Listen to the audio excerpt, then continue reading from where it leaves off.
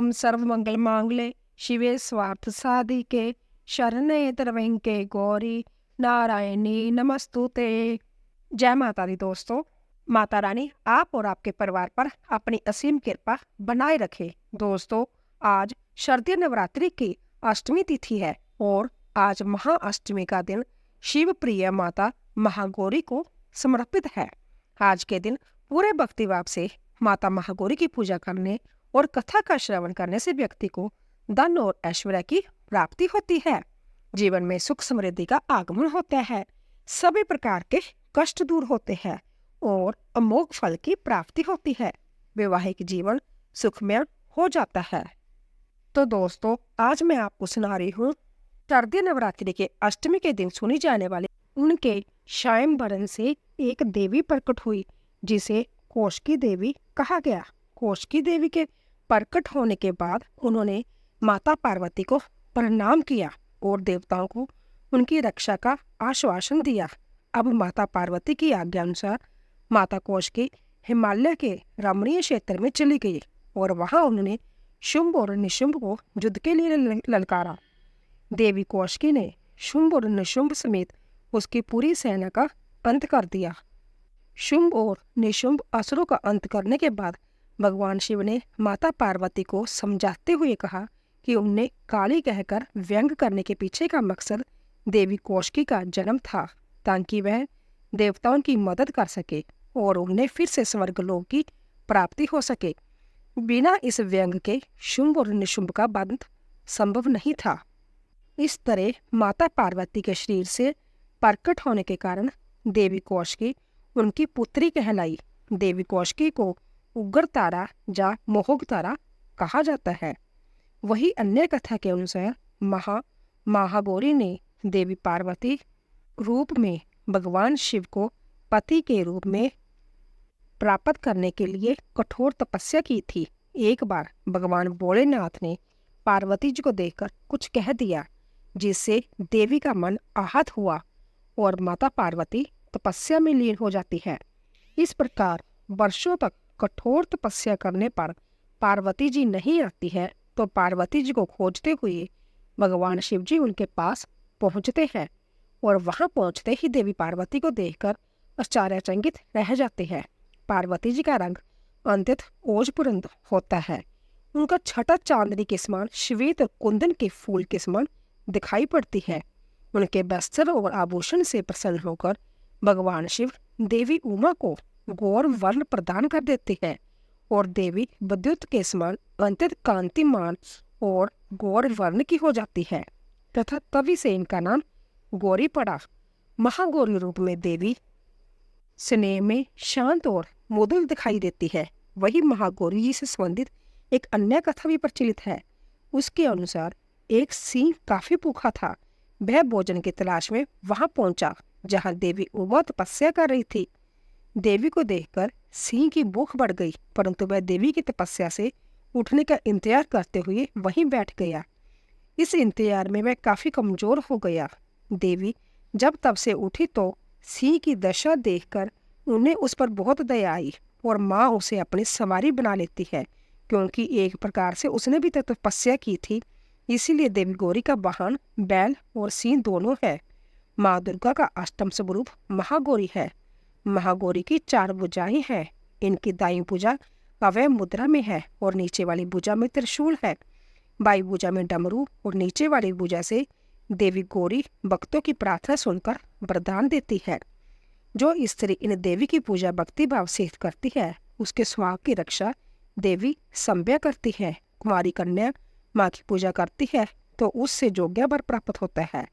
पुरुष जो देवी गौरी की पूजा करता है उनका जीवन सुखमय रहता है। देवी उनके पापों को जला देती है और शुद्ध अंतकरण देती है। माँ अपने भक्तों को अक्षय आनंद और तेज प्रदान करती है। इनका पूर्ण रूप गौर है, इसलिए यह महागौरी कहलाती है। जय हो माता महागौरी। माता महागौरी इस महाअष्टमी व्रत को यह कथा पूर्ण करती है। इस कथा के अनुसार बहुत समय पहले की बात है कि दक्षिण भारत के रामेश्वर में समुद्र तट पर एक गांव था। उस गांव में रत्नाकर पंडित रहते थे। पंडित रत्नाकर शिवजी और माता आदिशक्ति के बड़े भक्त थे। उस गांव में पंडित रत्नाकर का मान सम्मान तो बहुत था, पर उनकी कोई संतान ना थी। पंडित रत्नाकर की पत्नी हमेशा माँ आदिशक्ति से संतान की मन्नत मांगती रहती थी। उन्होंने लगातार कई वर्षों तक माँ की पूजा अर्चना की। कई सालों से संतानहीन पंडित रत्नाकर की पत्नी की प्रार्थना एक दिन माता ने सुन ली और वह गर्भवती हो गई। तो एक रात पंडित रत्नाकर के सपने में एक बालिका ने आकर कहा, मैं तुम्हारे घर में आ रही हूँ, पर मेरी एक शर्त है, मैं जो कुछ करना चाहूँ तुम मुझे रोकेगा नहीं। पंडित रत्नाकर को यह आभास हो गया था कि माँ आदिशक्ति के सतराजतम को दिखाने वाले 3 रूप महासरस्वती, महालक्ष्मी और माँ दुर्गा ने मिलकर ही इस कन्या का रूप लिया है। समय आया और माता की कृपा से इस दिव्य कन्या का जन्म हुआ। पंडित रत्नाकर को यह पता चल गया था कि यह कन्या माँ आदिशक्ति ने धर्म की रक्षा के लिए ही प्रकट हुई है। पंडित रत्नाकर उसी भाव से कन्या का लालन पालन करने लगे। तीनों महाशक्तियों के मिलन के उस स्वरूप को उन्होंने त्रिकुटा नाम दिया और उस बच्ची का नाम रखा त्रिकुटा। त्रिकुटा का स्वभाव जन्म से ही अनोखा था। बचपन से ही वह पूजा पाठ और धार्मिक कार्यक्रमों को देखकर प्रसन्न होती थी। त्रिकुटा को यह पता चल गया था कि भगवान विष्णु ने भगवान श्री राम के रूप में धरती पर अवतार ले लिया है। त्रिकुटा ने यह संकल्प ले लिया कि वह भगवान श्री राम से ही विवाह करेगी, अन्यथा आजीवन कुमारी ही रहेगी। त्रिकुटा ने अपने पिता से कहा कि वह रामेश्वर के तट पर रहकर तपस्या करना चाहती है। शर्त के मुताबिक पंडित रत्नाकर ने उसे नहीं रोका। 10 वर्ष की उम्र से ही त्रिकुटा समुद्र तट पर एक कुटिया बनाकर रहने लगी और भगवान श्री राम को पति मानकर उनको पाने के लिए कठोर तपस्या करने लगी। तो दोस्तों, इसी तरह कठोर तपस्या करते करते त्रिकुटा को बहुत वर्ष बीत गई। सीता हरण के बाद भगवान श्री राम अपने भाई लक्ष्मण के साथ वानर सेना लेकर सीता की खोज करते हुए रामेश्वर पहुंचे। श्री राम को पुल बंध जाने तक वहां ठहरना था। भगवान एक दिन विचरण कर रहे थे, तभी समुद्र तट पर एक तेजस्विनी ध्यान मगन कन्या को देखकर बहुत चकित हुए। उस कन्या के तप से वह स्थान अलग ही रोशनी से प्रकाशित हो रहा था। भगवान श्री राम उस कन्या के तपोस्थल पर पहुंचे। भगवान ने उस कन्या से पूछा, तुम कौन हो देवी, और इतनी कम उम्र में इतना कठोर तप क्यों कर रही हो? ऐसी क्या अभिलाषा है जिसके लिए ऐसा घोर तप करने को विवश हो? उस कन्या ने भगवान को नम्रतापूर्वक प्रणाम करके अपना परिचय पंडित रत्नाकर की पुत्री त्रिकुटा के रूप में दिया और फिर अपनी प्रतिज्ञा बताई। त्रिकुटा जान गई थी कि उनके सामने साक्षात भगवान श्री राम जी ही खड़े हैं, इसीलिए उन्होंने निवेदन किया है कि आप मुझे पत्नी के रूप में स्वीकार कर ले। इस पर भगवान श्री राम ने कहा, हे देवी, यह संभव नहीं है। मैं एक ही पत्नी के संकल्प से बंधा हूँ। अपनी पत्नी के अपहरणकर्ता को दंड देने के लिए जहाँ सेना सहित आया हूँ। त्रिकुटा को यह सुनकर बड़ा ही दुख हुआ। त्रिकुटा ने अपने कठोर तप का वास्ता दिया और भगवान से विवाह करने की पुण्य याचना की। त्रिकुटा ने कहा, प्रभु, क्या मेरा यह तप व्यर्थ हो गया? मेरे तप में क्या वह शक्ति नहीं है कि आपको प्राप्त कर सकूं? मेरा तप अभी कम है, तो मैं इसे कठोर और करूंगी और तब तक जारी रखूंगी जब तक मेरी अभिलाषा पूरी नहीं हो जाती। भगवान श्री राम ने कहा, जब मैं सीता का पता लगाकर लौटूंगा तब तुम्हारे पास आऊंगा।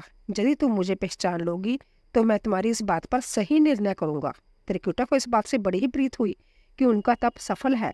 भगवान ने उन्हें वचन दिया, अब उन्हें अपने स्वामी की प्रतीक्षा में सफल होना है। इस प्रसन्नता के भाव से बढ़कर त्रिकुटा का उत्साह और भी बढ़ गया। त्रिकुटा ने और कठिन तपस्या शुरू कर दी। उनके तप का प्रभाव ऐसा था कि उनकी कुटिया के आसपास का पूरा क्षेत्र एक अलग ही प्रकाश से प्रकाशमान होता था। अब भगवान श्री राम ने रावण का वध किया और विभीषण को लंका का राजा बनाकर अपनी पत्नी, भाई और समस्त सेना के साथ वह अपनी अयोध्या नगरी लौटने की तैयारी करने लगे। भगवान श्री रामचंद्र जी लंका विजय के बाद पुष्पक विमान पर सवार होकर लौट रहे थे। उन्हें त्रिकुटा का दिया हुआ अपना वचन भी पूरा करना था। रामेश्वर के तट पर पहुंचते ही भगवान श्री राम ने विमान रुकवा दिया। सभी आश्चर्य में पड़ गए तो प्रभु ने उन्हें कुछ पल की प्रतीक्षा करने को कहा। इसके बाद वह अकेले ही चल पड़े। सारी सेना भगवान की आज्ञा के अनुसार वहीं ठहरकर उनकी प्रतीक्षा करने लगी। भगवान श्री राम ने एक बूढ़े ब्राह्मण का वेश धारण कर लिया और देवी त्रिकुटा के पास पहुंचे। प्रभु उनके साथ थोड़ी देर तक रुके, पर त्रिकुटा उन्हें पहचान न सकी। तब भगवान श्री राम अपने असली रूप में आ गए और उन्हें त्रिकुटा से कहा, देवी, मैं आपको दिए वचन के अनुसार आपके पास आया था, परंतु आप इस परीक्षा में सफल नहीं हुई। वैसे भी इस जन्म में सीता से विवाह कर मैंने एक पति व्रत का प्रण लिया है, इसलिए तुम्हारे साथ विवाह तो असंभव ही था। देवी त्रिकुटा कुछ निराश हो गई। भगवान ने उनकी मनोस्थिति समझ ली और मधुर वचन से बोले, हे देवी, आपको निराश होने की आवश्यकता नहीं है। तुम्हारा जय संकल्प मैं पूरा करूंगा, लेकिन इस युग में तो मैं एक ही पत्नी व्रतधारी होने के कारण विवश हूँ। लेकिन कल युग में जब मैं कल्कि के रूप में अवतार लूंगा, तब मैं तुम्हें अपनी पत्नी के रूप में अवश्य स्वीकार कर लूंगा। तब तक तुम हिमालय स्थित त्रिकुट पर्वत पर जाकर तप करो और मेरे अवतार की प्रतीक्षा करो। भगवान श्री राम ने त्रिकुटा को वरदान देते हुए कहा, तुम भक्तों के कष्ट और दुखों का नाश करते हुए इस संसार का कल्याण करती रहो। श्री विष्णु का अंश होने, उनके कुल में अवतार होने तथा विष्णु पूजन होने के नाते सारा संसार तुम्हें माता वैष्णो देवी के रूप में पूजा करेगा। जो भी भक्त भक्ति भाव से तुम्हारी पूजा अर्चना करेगा, उन्हें तुम सर्व प्रदान कर दोगी। भगवान श्री राम जय वरदान देकर चले गए। त्रिकुटा भगवान श्री राम से मिले इस वचन से अत्यंत प्रसन्न थी। उन्होंने प्रभु के आदेशानुसार संसार के कल्याण का संकल्प लिया। त्रिकुटा उत्तरी भारत के माणिक पर्वत श्रृंखला के 3 पहाड़ियों वाले त्रिक पर्वत पर तप के लिए आ गई। वहीं पर माता वैष्णो देवी के नाम से विराजमान है। भगवान श्री राम का वरदान होने के कारण वैष्णो देवी भक्तों की सभी मनोकामनाएं पूर्ण करती है, इसलिए माता का स्वरूप कुमारा है। त्रिकुटा भगवान श्री हरि की कल के अवतार की प्रतीक्षा कर रही है। तो दोस्तों, एक बार प्रेम से बोलिए, अम्बे मात की जय। जय हो अम्बे माँ। अपने सभी भक्तों की रक्षा करना, उन्हें सुख शांति और समृद्धि प्रदान करना। प्रिय भक्तजनों, इसके साथ ही अब अन्नदान का भंडार भरने वाली माता अन्नपूर्णा की कथा का श्रवण करते हुए कथा का समापन करते हैं। प्राचीन काल की बात है, पुरुषोत्तमपुर नामक ग्राम में एक बहुत धर्मात्मा सेठ जी रहा करते थे। उनके 5 पुत्र और एक सबसे छोटी पुत्री थी और उसका नाम गौरी था। सेठ जी का बड़ा पूरा परिवार था। सेठ जी ने अपने सभी 5 पुत्रों का विवाह कर दिया था और जब छोटी बेटी गौरी विवाह की योग्य हुई तो उन्होंने उसका विवाह एक दूसरे नगर के अपने समान धनी परिवार में कर दिया। अब सेठ जी की पुत्री गौरी दुल्हन बनकर जिस घर में गई, उसका पति अपने माता पिता का इकलौता पुत्र था। अब गौरी बड़ी ही प्रसन्नता पूर्वक अपने ससुराल में रहने लगी। गौरी बड़ी ही सदाचार, गुणवान तथा रूपवती थी। एक दिन की बात है, जब 1.25 महीना हो गया, तब सास ने गौरी को रसोई संभालने के लिए दे दी। रसोई की सारी बातें समझा दी। गौरी अपनी सासू माँ का पाँव छूकर रसोई में प्रवेश करती है। तब सास ने कहा, बहू, रोज सुबह जल्दी उठकर पूजा पाठ करके रसोई में प्रवेश करना, फिर खाना बनाना। रोटी बनाते समय पहली रोटी गाय को और अंतिम रोटी कुत्ते को बनाना मत भूलना। इस प्रकार सास ने गौरी को सब कुछ समझा दिया। अब देखिए, गौरी 4 लोगों के लिए खाना बनाती और खाना बनाकर अपने पूरे परिवार को खिलाती है। जब अंत में खुद खाने के लिए बैठी, तब वह देखती है कि उसके लिए तो रोटी बची ही नहीं। अब क्या करे? वह चावल, दाल और सब्जी खाकर पानी पी लेती है। अब जब शाम होती है, तब गौरी ने सुबह से ज्यादा आटा लगाया और रोटी सब्जी बनाकर रख देती है। जब रात्रि में सब लोग खा लेते हैं, तो फिर से जब गौरी खाने के लिए बैठी और रोटी का डब्बा खोलती है, तो उसमें एक भी रोटी नहीं थी। यह देखकर उसे बड़ी ही आश्चर्य होता है कि उसने तो सुबह से भी ज्यादा आटा लगाया था, लेकिन रोटियां बची ही नहीं। अब वह सिर्फ सब्जी खाकर पानी पीकर सो जाती है। अगले दिन फिर उसने कल से 2 गुना ज्यादा आटा लगाया और रोटियां बनाई, लेकिन फिर से उसे रोटी नहीं मिली। सभी रोटियां खत्म हो गई। अब उस दिन भी आधे पेट खाना खाकर ही उसे रहना पड़ा। इसी प्रकार गौरी चाहे जितना भी आटा लगाती, रोटियां उसके लिए नहीं बचती। जय हर रोज का काम हो गया था। मैं सोचने लगी, आखिर कौन नहीं चाहता कि मैं रोटियां नहीं खाऊं, मेरा पेट ना भरे। गौरी इस आस में आटा ज्यादा लगाती थी कि किसी न किसी दिन तो उसे रोटियां मिलेगी, किंतु ऐसा नहीं होता है। ऐसा करते करते मैं बहुत कमजोर और दुबली पतली हो गई। प्रिय भक्तजनों, ऐसे ही एक दिन की बात है, जब गौरी रसोई में सब्जियां काट रही थी, तो गलती से चाकू से उसका हाथ कट जाता है और वह रोटियां नहीं बना पाती। तो उसकी सास ने कहा, बहू, रहने दो, आज मैं रोटियां बना देती हूँ। तो गौरी ने कहा, नहीं सासू माँ, आटा लगा दीजिए, मैं रोटियां बना दूंगी। सास ने आटा लगाया और फिर बहू को दे देती है। बहू रोटियां बनाकर तैयार कर देती है। घर के सभी सदस्य रात के समय जब खाना खाने लगते हैं, तब सब लोग जब खाना खा लेते हैं, तब बारी आती है गौरी के खाने की। तो बहुत दुखी मन से खाना खाने बैठती है। वह सोचती है, आज तो सासू माँ ने आटा गूंदा है, वो भी बहुत कम। आज तो मेरे लिए रोटियां बची ही नहीं होंगी। जय सोचकर बहू मानी मन बहुत दुखी होती है। किंतु जब वह रोटी के डब्बे को खोलती है, तो उसने देखा कि उसमें 4-5 रोटियां पड़ी हैं। जय देखकर बहू बहुत खुश होती है। अब क्या था, ऐसे ही 7 दिनों तक बहू की सास ने आटा गूंदा और बहू रोटियां बनाती थी और बहू को रोज रोटियां मिलने लगी। इन 7 दिन बहू ने भरपेट खाना खाया। जब 8वां दिन आ गया था, तब सास ने कहा, गौरी क्या मैं आज आटा गूंद दूं या फिर तुम आटा गूंद लोगे? गौरी ने कहा, नहीं सासू माँ, मेरा हाथ ठीक हो गया है, मैं आटा गूंद दूंगी। प्रिय भक्तों, इस दिन गौरी ने आटा गूंदा और रोटियां बनाई, सबको खाना प्रेमपूर्वक खिलाया। जब उसके खाने की बारी आई, तब उसने देखा कि रोटियां के डब्बे में तो रोटी है ही नहीं, पूरा रोटी खत्म हो गई। जा देखकर बहू गौरी बहुत ही आश्चर्य में पड़ जाती है। वह सोचती है, जब तक सासू माँ ने आटा गूंदा था, तब तक तो मुझे रोटियां मिलती थी, लेकिन जब से मैं आटा गूंदने लगी हूँ तो मुझे रोटियां ही नहीं मिलती, जबकि सासू माँ मुझसे बहुत ही कम आटा गूंदती थी। इसके बाद भी पूरा परिवार उसमें खा लिया करता था। ऐसी क्या बात है?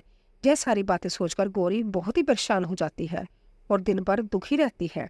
एक दिन की बात है, गौरी के पति ने गौरी से पूछा, गौरी तुम इतना उदास क्यों रहती हो? इतना सारा धन संपत्ति तुम्हारा ही तो है, तुम्हें रोकने टोकने वाला भी कोई नहीं है, तुम अपने मन से अपने पसंद का भोजन बनाकर खा सकती हो, तुम दिन भर दिन इतनी कमजोर कैसे होते जा रहे हो?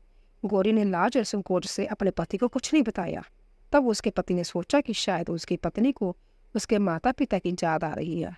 इसीलिए अगले दिन गौरी का पति अपने माता पिता से कहता है, किसी तरह मुझे लगता है कि गौरी को उसके माता पिता की याद आ रही है, मैं उसे उसके मायके ले जाकर सबसे मिलवा लाता हूँ। अपने बेटे की बात सुनकर गौरी के सास ससुर तैयार हो जाते हैं और उसे जाने की अनुमति दे देते हैं और कहते हैं, बेटा यदि बहू को अपने माता पिता से मिलकर प्रसन्नता होती है तो अवश्य ही तुम उसे उसके मायके ले जाओ। अब गौरी का पति अपनी पत्नी को लेकर उसके मायके जाता है। दामाद और बेटी को देखकर उनका बहुत ही आवा व्यक्त करते हैं। तरह तरह के व्यंजन बनाए जाते हैं, खिलाए जाते हैं और बहुत सेवा सत्कार किया जाता है।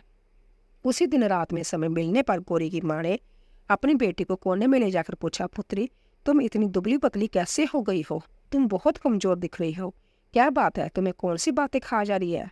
क्या तुम्हारे ससुराल वाले तुम्हारी चिंता नहीं करते, तुम्हें दुख देते हैं? ऐसी कौन सी बात है जिससे तुम्हारी यह दशा हो गई है? अपनी माँ की बातें सुनकर गौरी अपनी सारी परेशानी, सारी चिंताएं, सब कुछ बताती है। अपनी बेटी की बात सुनकर गौरी की माँ ने कहा, बेटी हमें लगता है माँ अन्नपूर्णा तुमसे नाराज हो गई है।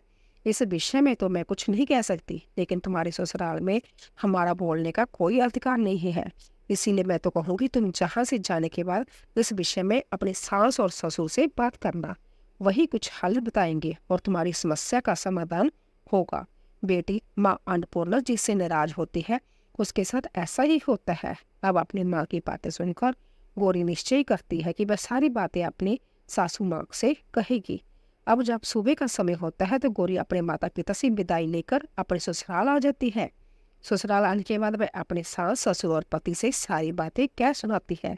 वह कहती है, माँ जी जब से मैंने रसोई संभाली है और खाना बनाती हूँ तब से मुझे एक भी दिन रोटियां नहीं बचती, मैं बिना खाए ही सो जाती हूँ। कभी कभी तो पानी पीकर सो जाती हूँ और कभी कभी चावल सब्जी खाती हूँ, रोटी तो मुझे मिलती ही नहीं। और माँ जी आपको याद है मेरा हाथ कटा था, तब आप उस समय आटा गूंदा करती थी और वह भी बहुत कम मात्रा में, फिर भी मुझे रोटियां बचा करती थी और मैं भरपेट खाना खाती थी। लेकिन अब जब मेरे हाथ का घाव ठीक हो गया था तब से मैं फिर से आटा गूंदने लगी और रोटियां बनाने लगी।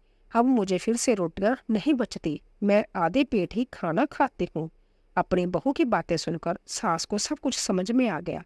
उसने कहा, बहू यह शायद मेरी ही गलती है, मैंने तुम्हें सब कुछ बताया, सब कुछ सिखाया, लेकिन एक बात तो बताना भूल गई। ऐसा कहकर सास अपनी बहू का हाथ पकड़कर रसोई में ले जाती है। एक परात में आटा निकालकर उस आटे को अच्छे से गूंदती है। गूंदने के बाद उस गूंथे हुए आटे पर अपनी उंगलियों के 5 छाप लगा देती है और कहती है, बहू, यह माँ अन्नपूर्णा का छाप होता है, उनका चिन्ह माना जाता है। आटा लगाने के बाद कोई भी स्त्री इस तरह छाप लगाती है तो उसके घर में बरकत होती है। इसका अर्थ ये है कि माँ अन्नपूर्णा की कृपा सभी परिवार वालों पर बरसे और कोई भी सदस्य भूखे पेट ना सोए। बहू, मैं तुम्हें ऐसा बताना भूल गई, आज से तुम आटा लगाते वक्त आटे पर अपनी 5 उंगलियों का छाप छोड़ देना और माँ अन्नपूर्णा तुम्हारे ऊपर अवश्य ही कृपा करेगी। तुम कभी भी खाली पेट या भूखे पेट नहीं सोओगी। जय बरकत का चिन्ह होता है। अब अपने सासू माँ की बात सुनकर बहू हर रोज आटा गूंथती और फिर उस पर अपनी 5 उंगलियों की छाप छोड़ देती और फिर रोटियां बनाती। अब बहू को भी हर रोज रोटी मिलने लगी। वह पेट भर भोजन करने लगी और स्वस्थ भी हो गई। माँ अन्नपूर्णा की कृपा उस पर बरसने लगी। उसके हाथ में माँ अन्नपूर्णा का वास हो गया। घर पर कोई भी सदस्य भूखा नहीं रहता और जो कोई भी मेहमान आता या कोई भी भिक्षुक आता उसे भी वह खाना खिलाकर ही घर से विदा करती थी। इसी प्रकार बहू के ऐसे करने से उसके घर में बरकत होने लगी, अन्न की वर्षा होने लगी। प्रिय भक्तजनों, आटे को गूंदकर उस पर 5 उंगलियों की छाप लगाना हमारी पुरानी परंपरा है। जय माँ लक्ष्मी और अन्नपूर्णा का चिन्ह माना जाता है। ऐसा करने से माता अन्नपूर्णा सदा प्रसन्न रहती है और घर वालों पर अपनी कृपा दृष्टि बनाए रखती है। घर का कोई भी सदस्य भूखे पेट नहीं सोता। हमारे पूर्वजों से लेकर अब तक जय परंपरा चली आ रही है। सभी माताएं बहनें अपनी 5 उंगलियों की छाप आटे पर अवश्य ही लगाती है और माँ अन्नपूर्णा से प्रार्थना करती है, सबका पेट भरना, सबका कल्याण करना और घर में आमदन की वर्षा करना। बोलिए अम्बे मात की जय। तो दोस्तों, अगर आपको हमारी कथा पसंद आई हो, प्लीज़ जाने से पहले कमेंट बॉक्स में जय अन्नपूर्णा मैया और जाने से पहले चैनल को सब्सक्राइब कीजिए, लाइक कीजिए, ज़्यादा से ज़्यादा शेयर कीजिए। आप सभी का